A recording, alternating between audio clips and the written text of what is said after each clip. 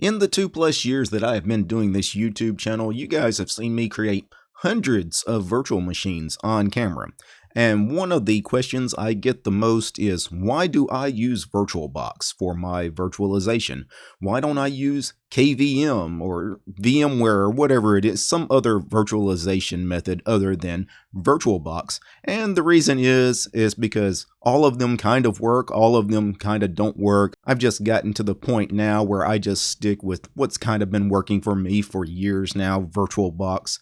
It's kind of like distro hopping. You know, you're never going to find the perfect distribution. You're never really going to find the perfect hypervisor. You know, you're going to have problems with VirtualBox. You're going to have problems with Virt-Manager. You're going to have problems with VMware. You're going to have problems with everything that you try.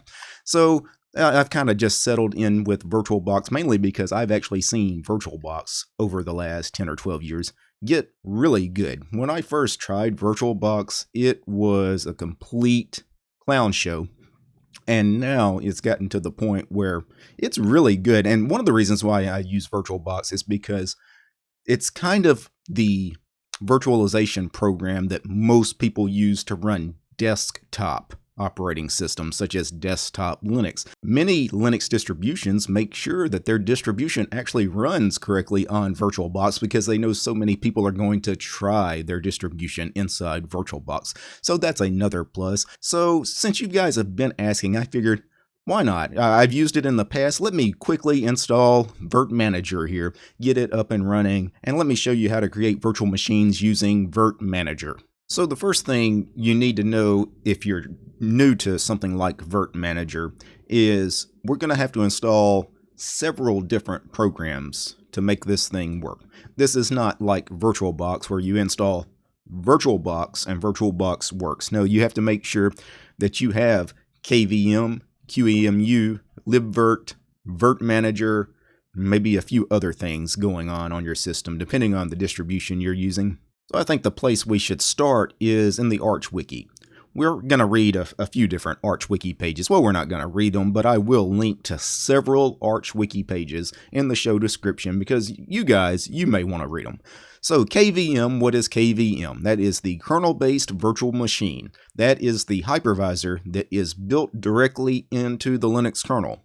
That is why so many of you guys ask me about KVM as opposed to VirtualBox. It's because KVM being built directly into the Linux kernel, it's already there, and theoretically, virtual machines using KVM should run faster than those VMs that use something like VirtualBox because, again, KVM is built directly into the Linux kernel. It should get much closer to native performance. Now, you need to make sure that your machine actually has KVM enabled. Make sure it supports KVM. If you read the Arch Wiki, it gives you a line here you can paste in the terminal just to make sure that your machine actually supports KVM. The next thing we want to talk about is qemu. Now, when people talk about KVM and qemu, they usually talk about them together. It's because you really need both, right? So what is qemu? Well, according to their About page, QEMU's own About page, it is a generic and open source machine emulator and virtualizer. QEMU, it can use other hypervisors like the Xen hypervisor or KVM, which we're going to use with it. And it uses CPU extensions for virtualization. And once again, when used as a virtualizer, qemu achieves near native performance by executing guest code directly on the host CPU. And that's why you're getting close to native performance, is because you're kind of almost running natively anyway. Now you're going to have to install qemu on your system, so sudo apt install qemu. I'm assuming on Debian and Ubuntu based distros. On Arch, you can do a pacman-S qemu to get qemu installed. The next thing you're going to need is libvirt. Libvirt is a collection of software that provides a convenient way to manage virtual machines. Basically, what this is what it says is a collection of software to manage virtual machines, but it enables us to use graphical virtual machine managers because we don't want to use qemu as a command line application. That is actually what qemu has. It has a command line interface, which is fine for professionals in the industry because they're typically installing headless servers, virtual machines on headless servers, and they're doing everything at the command line anyway. But for desktop users, right, we're going to want a graphical client to manage our virtual machines. So you need to make sure libvirt is installed because that's the collection of software that would make any graphical client work. And then you want to actually install a graphical client. And the one most people are going to use is Virt-Manager, and the package is actually Virt-Manager. Now, Virt-Manager is not the only client that works with libvirt. There are others. I'm sure you guys have heard of GNOME boxes. It's one of the standard GNOME utilities. It is also a front end to libvirt, qemu-img. It's a little bit simpler of a program, so it's very easy to use, but it doesn't have as many settings and stuff as Virt-Manager. Virt-Manager is a little bit more put together. It's a more powerful program, so that's the one I'm going to use today. Now, I mentioned we're going to have to install a few things to get this working. I showed you all those various Arch Wiki pages, all those programs that we have to make sure they're installed and enabled. Let me show you this in action, though. Let me bring up a terminal and let me zoom in here. And the first thing it recommended is KVMs built directly into the kernel. Make sure you have KVM enabled. Make sure your machine supports KVM. So you need to run this command. Again, this was found in that Arch Wiki page for KVM. Run that command and it'll tell you whether you are good or not. In my case, I am fine. KVM works just fine on my machine. Then I needed to install a few things that were not on my system. So I did with yay -S or sudo pacman-S on Arch. I needed qemu because it's not automatically installed on most distributions. You have to install it. Then I needed Virt-Manager, which is the GUI front end that we're going to be using. And then I also needed this particular dependency, ebtables. And that is some kind of Ethernet bridge software, some kind of Ethernet bridge program that I guess Virt-Manager or qemu needs. So anyway, I needed that to make this work. And then give it the root password, but you know what, I've already got it installed on my system, so I don't have to do that. Then you need to enable a daemon called libvirtd. You do this, of course, with systemctl, just like, any other background process that you want to always be running in the background. So you do sudo systemctl enable libvirtd, and I've already enabled that, so I actually don't have to run that. And then once you enable it, you need to sudo systemctl start libvirtd to actually start that process running.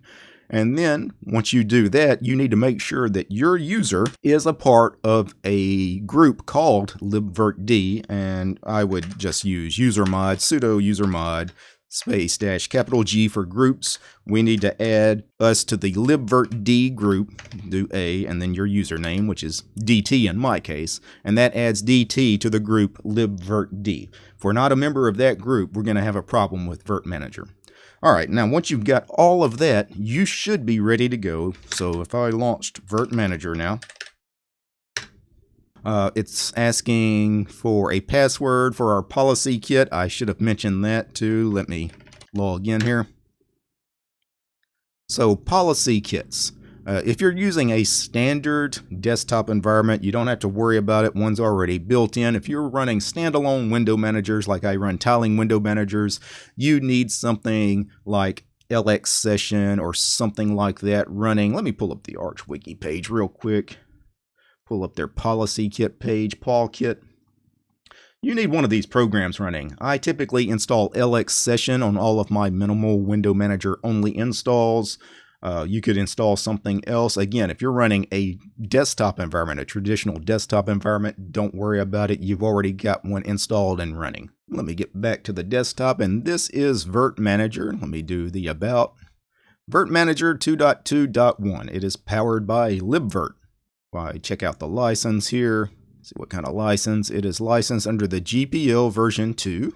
Now, when you first open Virt-Manager for the first time, yours will not have these two VMs that I already have. I created two VMs just to make sure this thing is working. I created one the traditional way by actually just attaching an ISO and then installing a distribution. I also created one by converting one of my existing Virtualbox virtual machines over to Virt-Manager. I will show you how to do that in a second, but let me show you the more traditional route here.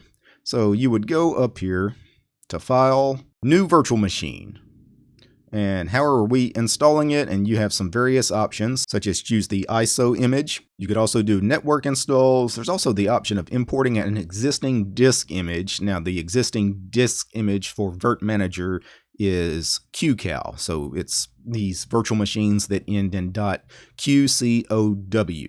I don't have any of those on my system. All of my existing virtual machines are VDIs, which are the VirtualBox virtual machines.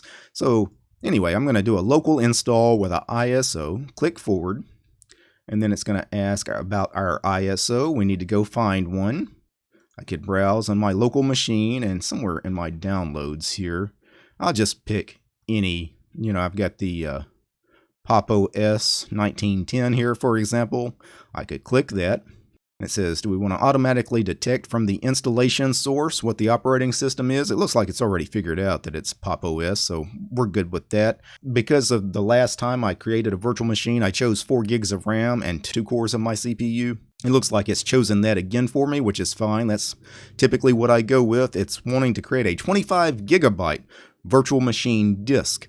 That is pretty big for a Linux install. I could probably get away with about 15 gigs, but for purposes of this, I will do the 25 gig install. We could play around with the network connection here, but it looks like whatever the default is works just fine, so I'm not going to mess with that. And then I'm going to finish, and it says virtual network is not active. Would you like to start the network? Yes. It's creating the domain, and it already automatically launched. Let me move this out of the way. And this is Pop! OS booting off the live ISO. I'm not actually going to go through the installation here, but I was just showing you how to create these virtual machines. If you still have this window up here, you will see Pop! OS has running up underneath it, and you are actually getting a grid here, a little graph that's showing you CPU usage. Let me drag that back out of the way. In the virtual machine window itself, you have some different options here, such as run, pause, shut down, migrate, delete the VM. You can also change the way this view is taking place.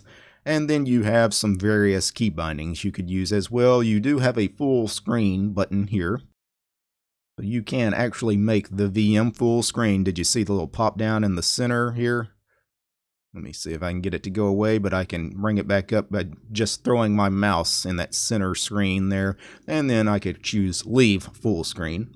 There are key bindings too to go full screen and exit full screen. Let me kill this VM, so I'm going to choose shutdown and wait for systemd to shut down. I should have just told it to force stop it, which is the brute force, just kill it no matter what it wants to do. Yeah. And it says guest is not running, so let's quit. Alright, I quit out of Virt-Manager altogether when I chose quit, though. Let me launch Virt-Manager again. It's going to ask for passwords.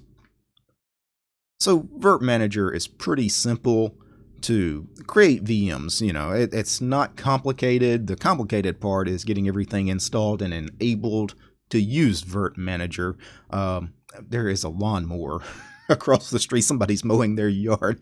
I hope that's not bleeding through the microphone. If it is, I do apologize, guys. Now let me show you how to convert an existing VirtualBox disk image, a VDI, over to the QCal format that Virt-Manager uses. Because I have probably 15, 20 VirtualBox VMs created, and I don't want to have to just delete all of those VMs and then reinstall in Virt-Manager. No, you can convert them very easily. So let me pull up a terminal here. Let me make sure my terminal has focus here. And let me clear the screen here. I'm going to zoom in. Now let me show you the command you need to run. So you want to run something like this. This was the command that I ran to create this Ubuntu 2004 VM. I had already had it as an existing VirtualBox disk image, a VDI. So I run sudo space qemu-img. So again, qemu really is a command line interface program. Space convert -f VDI. So it's saying convert to the format VDI, or from the format VDI over to qcal2, which is the format that Virt-Manager uses. And this is my VirtualBox disk image, and I'm converting that and placing it here. I know it looks like a long, convoluted, complicated command. It's actually not. I will link actually to that command in the show description for those of you that will need it, because I promise you, if you've been using VirtualBox forever and have a ton of VMs already installed in VirtualBox, you're probably going to want to convert them, and they convert just fine. Let me open up the Ubuntu VM here just to show you that this thing actually did. And hit play here. I'm going to full screen it, and the VM has finally loaded. The screen resolution is a little off. Didn't I do my awesome window manager video in this VM? I forgot about that. Yes, I did. Now the screen resolution is a little weird, but the one thing I have noticed, let me run xrender. Something different about Virt-Manager as opposed to VirtualBox. In VirtualBox, I always had to pick a screen resolution other than 1920 by 1080. My monitors are all set to 1920 by 1080, but I never had 1920 by 1080 as an option inside VirtualBox when I ran xrender. It's almost never. I either had to go with something smaller, like 1680 by 1050 was typically what I did, or I had to fight with trying to get guest permissions to work, and I don't like that. I just don't have that kind of time anymore.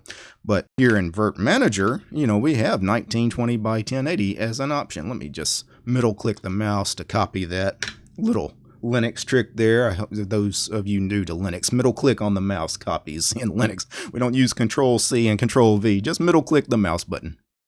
So that is really cool. So the VMs are very responsive. They seem to work just fine. Of course, my VMs in VirtualBox, I didn't have issues as far as performance. But again, Virt-Manager, because it uses KVM, which is built into the kernel, these VMs are supposed to perform better than things like VirtualBox. So let me kill this VM here. I'm going to drag the main Virt-Manager window here, and you see Ubuntu 2004 running. If I right click on it, I'm going to go to shutdown. This time I'm just going to force it off. I don't want to wait for systemctl to run all the stop jobs and everything. And then we're just going to quit out of Virt-Manager. So that is just a brief look at Virt-Manager. Will I start using Virt-Manager as opposed to VirtualBox? Well, since I went to the trouble of installing it, I probably will for a little while. Again, I've used it in the past, went to VirtualBox, went back to Virt-Manager, went back to VirtualBox. Like I said, they all work, and at the same time, they all have problems occasionally. Like you'll have a problem with a VM that just doesn't run right at all in VirtualBox. You'll install it in Virt-Manager, it works fine. Then you'll install a different operating system in Virt-Manager. For some reason, it gives you problems. You'll install it in VirtualBox, and it runs just fine. There's no perfect solution. Some of you guys have been asking me about VMware. I'm never going to try VMware. So you guys can quit asking about that. It's proprietary software. It's a horrible company. VMware, the company, has actually been sued before for violating the GPL. So I'm not interested at all in VMware. I know some of you guys, well, I have to use it because I'm a sysadmin. We use it at my work. I have to use it as my job. That's great. I don't have to use it, so I'm not going to use it. If you guys have to use it, but it's for me, for normal desktop users especially, VMware really is not something anybody is probably going to use just to check out operating systems on their desktop. VMware is much more enterprise level software anyway. Not that Virt-Manager or VirtualBox couldn't also be used in a professional capacity. They are, oftentimes they are, but VMware, again, is proprietary software, and when there's good free solutions out there, like both VirtualBox and Virt-Manager, yeah, I don't expect a video on VMware ever on this channel. Now, before I go, I need to thank a few special people. I need to thank the producers of this show. Michael, Mitchell, Chris, DJ, Donnie, Dylan, George, Haplo, Nate, Lambda, Omri, Rob, Sean, and Willie. These guys, they are my highest tiered patrons over on Patreon. Without these guys, this episode about Virt-Manager wouldn't have been possible. The show is also brought to you by all these other names you're seeing on the screen, all these fine ladies and gentlemen that help support my work over on Patreon. Without these guys, this episode you just watched wouldn't have been possible. This channel wouldn't be possible. If you'd like to support the channel, consider doing so. You'll find me over at Patreon. Just look for DistroTube. Alright guys. Peace.